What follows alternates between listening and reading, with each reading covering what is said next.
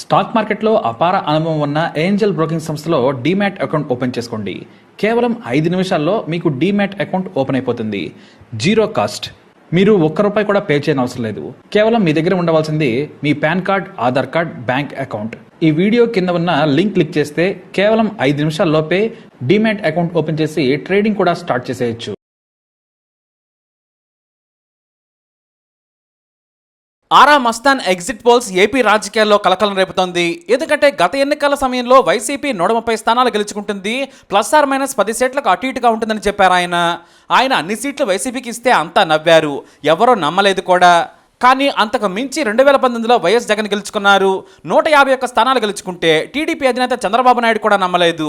అంతలా ఏపీ ప్రజలు YS Jagan CM కావాలనుకున్నారు.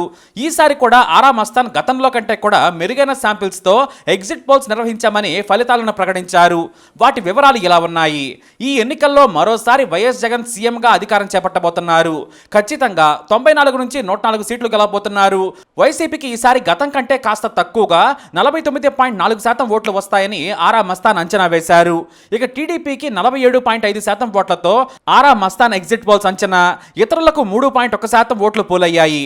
అయితే వైసీపీకి ప్రభుత్వ వ్యతిరేకత ఉన్నప్పటికీ 50 స్థానాల వరకు తగ్గినా కూడా అధికారం చేపడతారని తెలిపారు ఆయన. ల్యాండ్ టైటిలింగ్ యాక్ట్ వల్ల వైసీపీ చాలా స్థానాలు కోల్పోవాల్సి వచ్చింది. చాలా మంది ప్రజలు తమ భూములను కోల్పోతారనే భయం వల్ల కూటమికి ఓటేశారు. ఇన్ని స్థానాలు ఎందుకు వస్తున్నాయంటే రూరల్ ఓట్ బ్యాంక్ గంపగుత్తుగా వైసీపీకి పడింది. గ్రామీణులు సంక్షేమానికి పట్టం కట్టారు. అదే రూరల్లో టీడీపీకి ఓట్లు పెరిగాయి. అన్నింటికీ మించి సోషల్ ఇంజనీరింగ్ పాజిటివ్గా వైసీపీకి కలిసి వచ్చింది. రిస్క్ తీసుకొని మరీ కులాల వారీగా లెక్కలు వేసుకొని పదవులో పోస్టులు ఇవ్వడమే కాదు, నాన్ లోకల్స్ని కూడా ఆయన అభ్యర్థులుగా పెట్టి కొత్త ఒరవడికి శ్రీకారం చుట్టారు. ఇక పేదలు పెత్తందారులు అనే నినాదం కలిసి వచ్చింది. సమాజంలో కొంతమేర చీలిక తెచ్చి జగన్ వైపు మళ్లేందుకు కలిసి వచ్చింది. ఇక రాజకీయ ప్రభావం చూపించి శెట్టి బలిజ, గౌడ, యాదవ్ కుటుంబాలను ఆయన తన వైపుకు తిప్పుకున్నారు. అది కూడా బాగా కలిసి వచ్చింది. బీసీలను కూడా కలుపుకొని వచ్చారు. టీడీపీకి బలమైన బీసీ ఓట్ బ్యాంకుకు సోషల్ ఇంజనీరింగ్ ద్వారా చెక్ పెట్టారని చెప్పారు. అందుకే ల్యాండ్ టైటిలింగ్ యాక్ట్ దెబ్బతీసింది. అంతేకాదు రాజధాని అమరావతి వద్దనందుకు గుంటూరు, కృష్ణా ప్రాంతాల్లో నష్టపోయింది. అలాగే వైజాగ్ ఉత్తరాంధ్రలో కలిసొచ్చింది. ఈ విషయంలో టీడీపీ కూడా అమరావతి చుట్టుపక్కల ప్రాంతంలో కలిసొస్తే వైజాగ్ ఉత్తరాంధ్రలో నష్టపోయిందనేది ఆరా మస్తాన్ సర్వే ఫలితం. ఈ లెక్కన అన్ని విశ్లేషించిన తర్వాత వైసీపీ 94 నుంచి 104 స్థానాలతో అంటే నెక్ టు నెక్ ఫైట్ వచ్చిన గెలుపు ఫ్యాన్దేనని ఆయన డంకా బజాయించి మరీ చెప్పారు. ఇక టీడీపీ ఈసారి గతం కంటే మరిన్ని స్థానాలు గెలుచుకుంటుంది.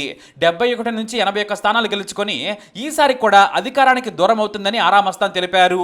టీడీపీకి ప్రభుత్వ ఉద్యోగులు, అర్బన్ ఓటర్లు, రాష్ట్రంలో అభివృద్ధి కనిపించాలని కోరుకునే ఉన్నత చదువులు చదువుకున్న వారు బలంగా మద్దతు తెలిపారని వివరించారు ఆయన. పేద, దిగువ మధ్యతరగతి ఓటర్లంతా కూడా వైసీపీకి మొగ్గు చూపారు. సంక్షేమ పథకాలదే విజయమని చెప్పారు ఆయన. ఇక జనసేన గురించి కూడా ఆసక్తికర ఫలితాలను వెల్లడించారు ఆరా మస్తాన్. మొత్తం 21 స్థానాల్లో పోటీ చేస్తే 14 నుంచి 16 స్థానాలను పవన్ కళ్యాణ్ పార్టీ గెలుచుకుంటుందని తెలిపారు. అంతేకాదు పిఠాపురం నుంచి పవన్ కళ్యాణ్ గెలిచే అవకాశాలు మెండుగా ఉన్నాయని చెప్పుకొచ్చారు ఆయన. ఇక ఆరా మస్తాన్ సర్వేకు మంచి క్రెడిబిలిటీనే ఉంది. సరిగ్గా పోలింగ్ రోజు కూడా ఓ టీవీ ఛానల్లో కూర్చున్నారు ఆరా మస్తాన్. ఆ రోజే గట్టి పోటీ ఉంటుంది, టీడీపీకి ఎడ్జి ఉండే ఛాన్స్ కనిపిస్తోంది, కాకపోతే పూర్తి ఓటింగ్ అయ్యాకే ఫలితాలను చెబుతానన్నారు. ఆ టైంలో చెప్పలేనన్నారు. అయితే పూర్తి ఓటింగ్ అయ్యాక తీసుకున్న శాంపిల్స్తో వైసీపీ మరోసారి అధికారం చేపట్టబోతోంది అని ఆరా మస్తాన్ అంచనా వేశారు. మేము కష్టపడి శాంపిల్స్ తీసుకొని ఫలితాలను ప్రకటిస్తున్నాం. మరి జూన్ 4న ఫలితాలు మా అంచనాలకు దగ్గరగా ఉంటాయని ఆశాభావం వ్యక్తం చేశారు ఆరా మస్తాన్. మరి ఆరా మస్తాన్ సర్వేపై మీ అభిప్రాయం ఏంటి? కామెంట్ ద్వారా తెలియజేయండి. ఈ వీడియో అప్డేట్స్ కోసం మా ఛానల్ ఫాలో అవ్వండి. అలాగే తప్పకుండా సబ్స్క్రైబ్ చేసుకోండి.